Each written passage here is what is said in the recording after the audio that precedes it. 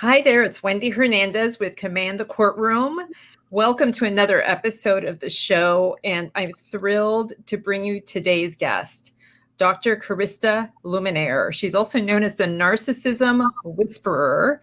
She's Harvard educated, and she has more than 40 years experience as a counselor, consultant, and educator to individuals, couples, and families.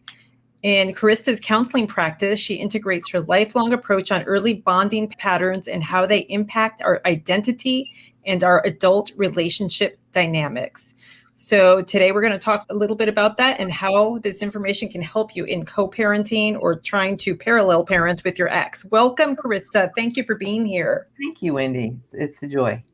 Oh, so the information that you have to share is so needed. And as I was telling you before we went on our recording, that, so many of my viewers are trying to parent with a narcissist, and that's your field of expertise, or one of them. Is that right? Well, yeah, I don't work with narcissistic personality disorder. That's more severe. But those who have narcissistic traits in the way they relate with another person, meaning they're very self-absorbed, lack empathy, and don't really work in what we call a pro-relational, secure functioning way. So yeah, I work with many couples and men in particular who vector this way, because most men aren't really conditioned to be pro-relational.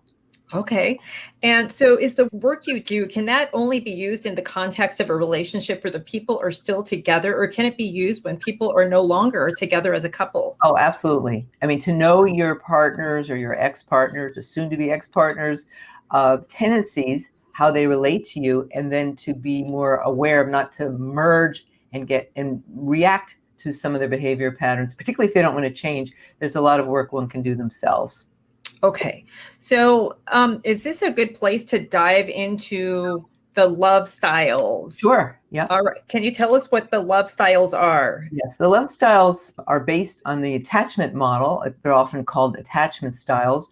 And there are 4 of them. And they really define how partners or parents and children relate to each other. So there's secure love style or secure attachment in the literature, insecure anxious love style, insecure avoidant, and trauma love style. And I'll just quickly glean, the essence of each one. The secure attachment is really what all children need in relationship to at least one, optimally 2 if they have two parents. But one, all you need is one secure attached parent. And that's basically the experience that I can trust you. You're my go-to person. I feel safe with you. I'm a priority. I feel loved. And I know I can count on you. Now we have the same need with a partner. We never outgrow that need to be securely attached. That's what the neuroscience of relationship shows, that children as well as adults thrive in their greater independence when they have an interdependent primary relationship to be able to hold them and care for their needs. Now, as a parent and child, it's really the parent is the one holding the child age appropriate. In a couple dynamic, a partnership dynamic, we're there for each other. There's mutual needs, mutual care to hold and feel and see each other's true nature, as well as our vulnerabilities and our insecurities. That the happiest couples, long-lasting, have one criteria in secure attachment: they care for each other's distress, and they count on each other to work through that distress, particularly if they're the cause of it. The 3 insecure love styles, there's 3 of them. The insecure anxious is what happens when you get triggered, when you feel your partner overwhelms you, their behavior is threatening in some way, mild to moderate to severe, and you go into either insecure anxious, which are often women, not always. The feeling is anxiety, and the feeling is you don't care about me, I don't trust you, you don't want the connection. There's a fascination with this connection. I need stability and security. It's not happening. And underneath it is this fear of abandonment, emotional abandonment, physical abandonment.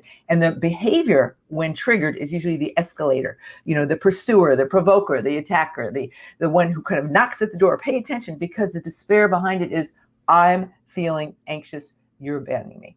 The second primary insecure attachment style, we call it love style, is the insecure avoidant. And that's basically the feeling you don't value me. The child, we usually get these attachment programs in our childhood based on our primary connection with our parents. The child, and thus the adult, often, when triggered, goes into, just like the name, insecure avoidant. Bye, withdrawing.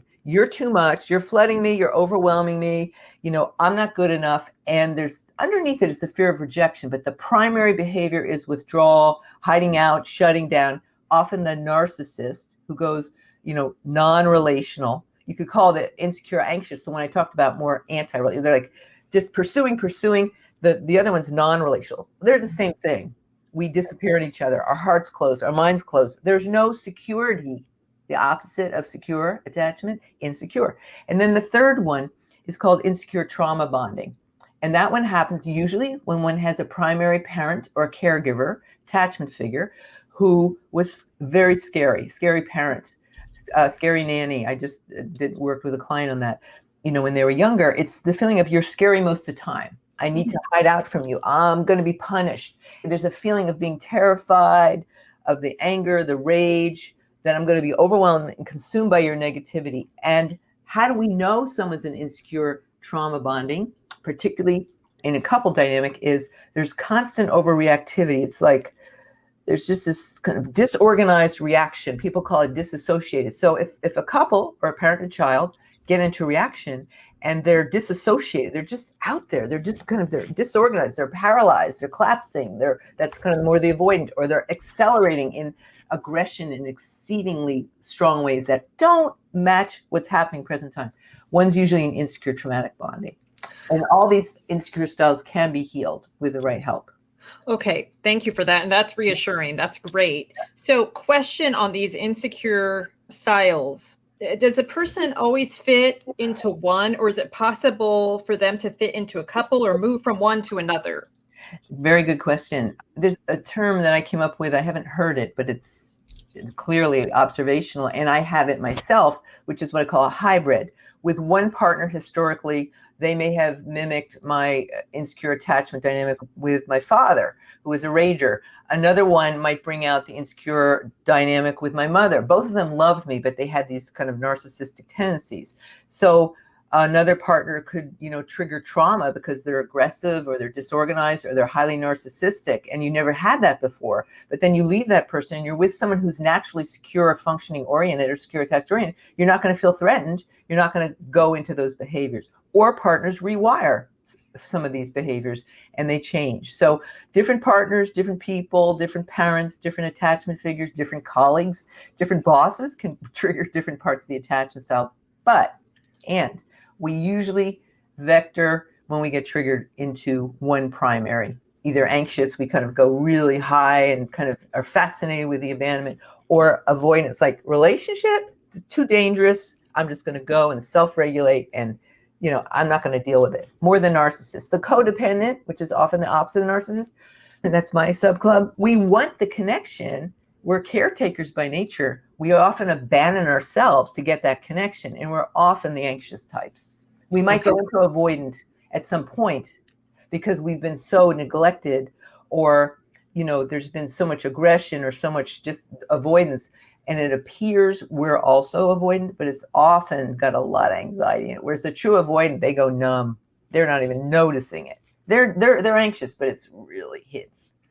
Okay. Excellent. Thank you for that explanation. Sure. And again, I'm happy that people can be healed. And I want to ask about that. I'm sure that's a whole other series of shows probably. But, what I think that a lot of the viewers are concerned about is keeping their children well, keeping their children healthy, keeping their children stable, especially when they're dealing with somebody who is toxic or who is a narcissist or whatever. So what are your thoughts on that? How can a person even start to keep their kids well? It's such an important question. I'm a child advocate. My dissertation was on early parenting, beginning in the womb, even before the womb. I had a parenting center in Marin County for 15 years, 0 to 3, and I worked with kids, teens, and young adults as well, and I'm a mother myself and a stepmother. All that says is that the research shows the attachment model, why it's so important. And it started in the 1950s, this direct connection between a child needing safety and security and their ability to be their true self, to grow and thrive. Through Mary Ainsworth, John Bowlby work, people can research that. Then we saw the same dynamic applies with couples. And the neuroscience shows us that we have this ability when we're non-threatened. I'm giving a little prelude to answer your question. When we're non-threatened, we're in what's called the loving brain. We're in the front part of our brain, in the executive function of our brain, just like we're talking now. No threat. We call it green. As soon as someone's behavior is threatening to us, we go into what's called the amygdala, the fight or flight center. A lot of people are hearing that now. And we go into fight is insecure, anxious. We're fighting for the connection. Where are you? I need it. I'm feeling abandoned. The flight is like, see you later. This is dangerous. I'm out. Okay. Now the child goes through the same thing. If they see their parents feeling scary and their parents are discharging negativity, hostility on them or between each other, the child's going to feel frightened or unsafe and insecure. And we call this front part in green the loving brain. As soon as we go into this fight or flight and we kind of our rational senses go out, we're just in some kind of, it's not feeling safe.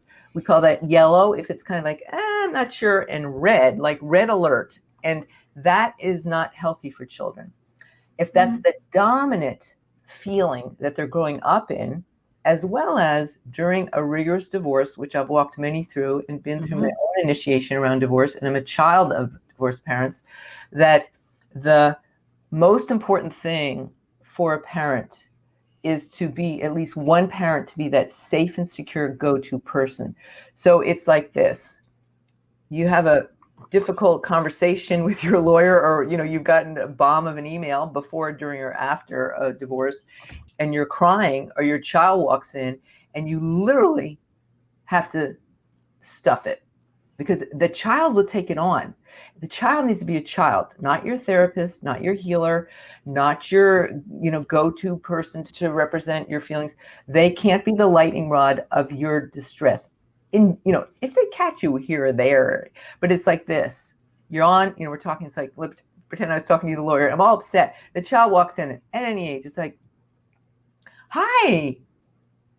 Or if they really catch you, or they hear something, or they read something it's like, it's okay. It's just a difficult time between me and your whoever, mother, father, that we're going through. This is just a period, and just basically like go have your childhood. And then you get up and you make sure the child's watching all your nonverbals. You look for something to get yourself positively. Let's go, watch TV. Let's go play basketball. I'll be there in 5 minutes. I'm okay. And then you come out and you're like, I'm okay. Mommy, daddy just had a hard time, but we're working through it. Everything's okay. And let's go play. How can I help you with your homework? Because the child's sense of security is completely based on whether they feel secure with one or both parents. And all they need is one parent. So if the other one's creating chaos, more importantly, to get outside help, contain your emotions that would overwhelm them, scare them, make them feel insecure. And, it's too much information. It's not theirs to work through. Not their business. Got it. Okay. So thank you. So is this what you would call a quick repair? A quick repair with yourself. Okay. So let's say you're at odds with your partner, you're talking about a situation, or you're not sure you want a divorce, or you've divorced and you're into co-parenting. You can't depend on that other person. Part of the reason why you're separate or divorced is because you couldn't reconcile hostility or negativity or communication. Then the most important thing is to learn how to regulate yourself. In secure functioning marriages or partnerships, we say to be together, to thrive, you want to learn how to co-regulate each other and depend on each other when you're in distress. When that person can't be trusted, let go. Stop insisting they give you the love, the care you never got from them, or the parent or the caregiver they represent. It's over. Let them be. Now you have the opportunity to learn how to self-regulate yourself. And so when, the repair in a couple is we both quickly repair, because when we can get out of red, we can really care for each other. We're in our prefrontal lobes in what we call loving brain. When we're in you're threatening, you're rolling your eyes, you're putting me down, you're saying negative things, we're in our warring brain, and there's no rational sense available. So we want to get in that we want to get back to green or pale yellow.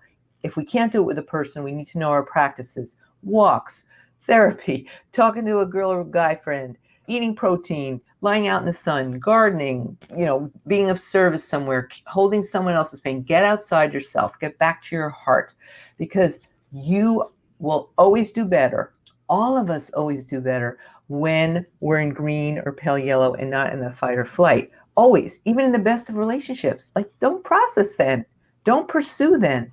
And that's another thing. Don't negotiate when you're highly, aroused in this fight or flight, because literally your left brain, your rational senses go offline. You have to be in green or pale yellow. So if you want to be able to discern and negotiate, that's where collaboration, win-win, mutuality, or caring for yourself, discernment is most available. So whatever you need to before a negotiation, before a phone call, before picking up an email, you're already aroused, you're going to bed, wait till the morning to open the email after you've exercised. Wait until to answer that call with your lawyer or with your ex co-parent until you're most resourced, and don't look to them to be in green. So that's quick repair in yourself. As fast as you can, you want to do those self-soothing activities, the self-care activities, if you can't depend on the other person. Okay, that is so valuable. And I want to share a story of something that happened just yesterday with me and one of the assistants I have in my practice. So we're getting ready for a trial on Monday, and the other attorney sent an email saying, I need, you sent me all of these exhibits, 2,000 pages worth, but I need them printed out today, or I need you to send them in PDF form. And so, the person who was helping me went offline when she saw I need them printed and delivered. That's all she read, and panicked, and like it ruined her morning. I wasn't available. And then so when we were able to talk, I said, but did you read the rest? And she didn't. And she's great. Like, she's awesome. Yeah. She's so smart. And I had an awareness as you were talking. That's what happened. She went offline. That's right. So something overwhelmed her. So when the brain gets overwhelmed, we can't function. And just to know that, it's called being triggered. That's kind of the common one. It's really a dysregulation. As soon as we go into fight or flight, like something was unsafe for her, she felt who knows? I don't want to make stuff up. Yeah. Something overwhelmed her ability to be in green, pro-relational, functioning. And so we need to notice, for me, I can feel my nervous system. It just feels rattled. It's like a snake rattle. I can feel it coming on. I can feel when I'm in it. I can feel when I'm not, because there's a sense of inner peace, and I can just take on challenges. So when you're navigating the challenges or the threatening behavior of the lawyer or the child or the partner, the key is to realize you'll do best when you have, really nourished your own nervous system, whatever that takes, and to be able to and stay independent from the other person's dysregulated state. So I'm thinking about a situation where maybe there's not the opportunity to go for a walk or call a friend or whatever, and that is in the courtroom, which is a lot of people face that. So, and they're being attacked, they're being cross-examined by the other party or the other attorney. What are your thoughts? What are your thoughts on that? Well, to go into, and by gaslighting, it's like the other party's making stuff up and twisting reality and not owning their own responsibility or being accountable to what they're accusing the other person of. And it can create a lot of defensiveness and feelings of insanity. Narcissistic traits have a tendency to do that. So the best thing to do is, again, go in there as much looking at whether it's counseling, massages, whatever, go in as strong as you can. Make it during a time of day when it's good for you. Take whatever herbs or things you need to sleep, to be rested, eat well, and have people there that are allies that you feel safe with, that will reassure you and understand it's not about a perfect state. When you're feeling threatened, you can't trick the brain. In a nanosecond, it can go out. So have compassion for yourself. Just go, I'm triggered. Know that you're not feeling safe, and make sure that you choose a lawyer that you feel really safe with. I mean, when I needed a lawyer in a situation like this, I interviewed this lawyer to make sure they could really hold my heart and that they could hold my concerns and my anxiety. We actually even had a chair in the room when I would talk to her that was for what we call my inner child, kind of my primitive parts. It was like my emotional process was included. Now, not everyone needs that. It was like, I need to know that if I need you, you can take out your lioness claws and do what you need to do. But my intent and my desire, particularly in a mediation situation, is to keep my threatening behavior low, which will optimize the other person's threatening behavior being low. The thing is, when we threaten each other, we saddle up. We go into greater war. You lob a grenade to me, then I gotta have a shield. And do I want to lob one back at you? So, the courtroom is always very edgy for everyone. I don't even know, for lawyers, it'd be curious to see what you go through, but you probably got, do you have nerves of steel? I can't imagine doing that. It's edgy for me too, still after 25 years, it is. Yeah. Well, we feel threatened. It's threatening. Yeah. Do your best. Everyone's going to do their best. But the key is, if you can keep a demeanor and have some, mindfulness practices, breathing, some touchstone, something that will just remind you it's almost over. First of all, hopefully I'm in this to get out of it. And, there'll be a time a year from now, 6 months from now, when this threat will be behind me. And in the meantime, I'm going to do what feels safe for me and make sure that, you can sleep at night with whatever you agree to as best as possible. That if you feel you're more of a coer and the person's a narcissist, work on that. I just did that with a client of mine. It was like, exact same thing. He asked for discovery 2 days beforehand. It happened this week. One of my clients overseas, and she is so savvy. And I was like, well, did you ask for it back? Since he's the one that's had all the financial transgressions and craziness. I said, did you ask for it back? She's like, oh, no, I don't want to, her. I'm like, this guy is threatening you. He's the one that's got all the debt and put you through hoops, and you're trying to protect him. That's codependency. You're not actually protecting yourself and doing what you need to, and also standing up to it in a way that at least he's going to threaten. Let's talk to your lawyer about this. But I saw how her coing, which she always had with him, he's a very destructive narcissist. I don't know him, but I know her. So sometimes you do have to saddle up and have a lawyer that can help you discern that. Sometimes you have to go through a threatening war because that's fair for you to get what you need. So on that note, I was going to ask you about, in your mind, is there a difference between like a healthy saddling up and an unhealthy saddling up? Wow, that is a really powerful question. Well, I don't mean to evade the answer. It depends on the person's capacity to endure the war versus the mediation, get it over with, cut your losses. Like some people are wired for battle and some people are not. You have to know your own, like I'm mediation and I do well with mediation. Other people, they do well going to battle.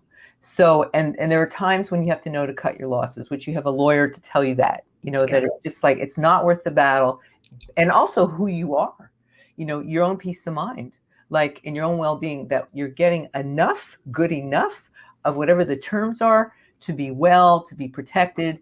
And this one's not worth fighting for based on the signals you are giving me that you are losing your well-being in this. And this item's not worth it. So it's kind of custom designed. Some people really love the battle and they want to get what they feel is fair and they're willing to extend it and they trust their legal advice, and that's fine if it works for them. So it's really going to work for you. But the one place I'm most protective is for women in particular, where their codependency, like when she told me, but I care for him. I'm like, he has ruined your life, like on steroids for 7 years. Like, what are you caring for him for? He doesn't give a about you. Yeah. Like this is misplaced compassion. Got it. Okay. Excellent. And consult your lawyer. I don't know. Yeah, exactly. Always consult your lawyer. And I always say that during my broadcasts, wherever you are, whatever jurisdiction you're in, you need to consult with somebody who knows the law there. Yes. That's the first thing. Exactly. So we're winding down to the half hour, but I do have something as a lawyer that comes up quite a bit with my clients who are trauma victims. Yeah. And it may have a lot to do with the way I am conveying things, or it may not. I don't know, but I just love your feedback and suggestions. Sure. And that is, when you have a lawyer, when a person has a lawyer and the lawyer is telling them, this legal argument that we're making is not supported by the law, or it's not considered reasonable, or it's just not a good path that we're going down. Oftentimes I hear, you're not supporting me, You're not fighting for me. Mm-hmm. And so, are you talking about like battered women? A lot of times, it could be victims of domestic violence, victims of narcissistic abuse, and they've endured trauma. And so I want to be, and I think I am empathetic to the trauma that's occurred, but I also have to balance that against being, just a legal advisor and saying the law doesn't support this and you're going to get hammered by the judge. Yeah. So how, is there any words of wisdom you can share with our trauma survivors on that? Yes. Having had a tremendous amount of trauma myself this lifetime, physically and emotionally, I have a very strong sensitivity towards that. Well, there's a difference between the emotional process one needs to go through to heal their trauma has nothing to do with the legal ramifications, and what one feels they're due in terms of what the law will actually protect them around and what it won't. And I think not being a legal advisor in this case, when I talk to this client about check with your lawyer to see, it feels like you're coing and collapsing. Check with your lawyer if it works for you to ask for discovery. I don't know. It could be complete waste of time. Obviously, they're the ones to advise you. But I'm seeing your pattern, this acquiescing and this kind of false protection of him. And that you and I work on. Whether that can translate to what you're due legally, that's based on the law. I would say for yourself or any lawyer, just to really care, and help them realize that you really they've been harmed and abused. It's not your specialty to deal with the emotional healing of that, but that you are there to protect them and give them the best options they have based on what the law will offer them. I don't think the law often really addresses narcissistic abuse unless there's some translation of activity of violating the person legally. Is that true? I don't know. Well, I think that there's an increasing awareness around narcissism. Based on my experience, I don't think a lot of judges, at least where I practice, are fully advised in this area. And I think that, I don't know, I just don't think a lot of judges that I've seen take it seriously. Yeah, I don't know. In some states, if there's pictures and there's actual physical, abuse and there's documentation, but I think more importantly, get the help to resolve it. You do not need the other person who's harmed you to resolve what's happened to you. And that's more therapeutic counseling dynamic for someone who specializes in trauma and abuse and narcissistic abuse. And I don't work with severe narcissistic abuse unless the person is really, not live in the situation. I have in the past. It's just, I will work with primarily those who are open to healing and wanting to change how they're relating. And want to learn secure functioning or heal from what's happened and aren't in that situation anymore or need to get out of it. Yeah. Awesome. So that's a perfect lead in as to how you can help people, the viewers, how they can work with you or consume your work and how they can reach you. So can you share that with us, Carista? Sure. I ask people to first kind of check out to see if what I do really resonates with them. I have two websites, confusedaboutlove.com. The other one's called Healing Narcissism and Codependency. Make sure you spell that right, .com.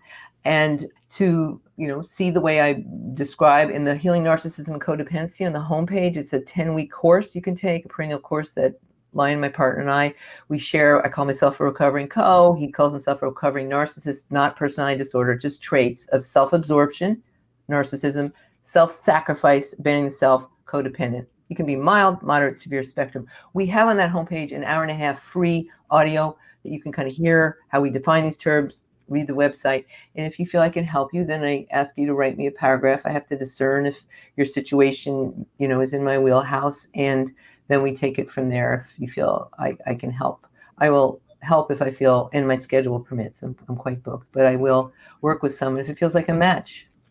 Awesome. I love that. But yeah, I think, it's important, even when working with attorneys, that you have to feel a match. Like you talked about, the attorney that you chose. It's so important when people are in this situation.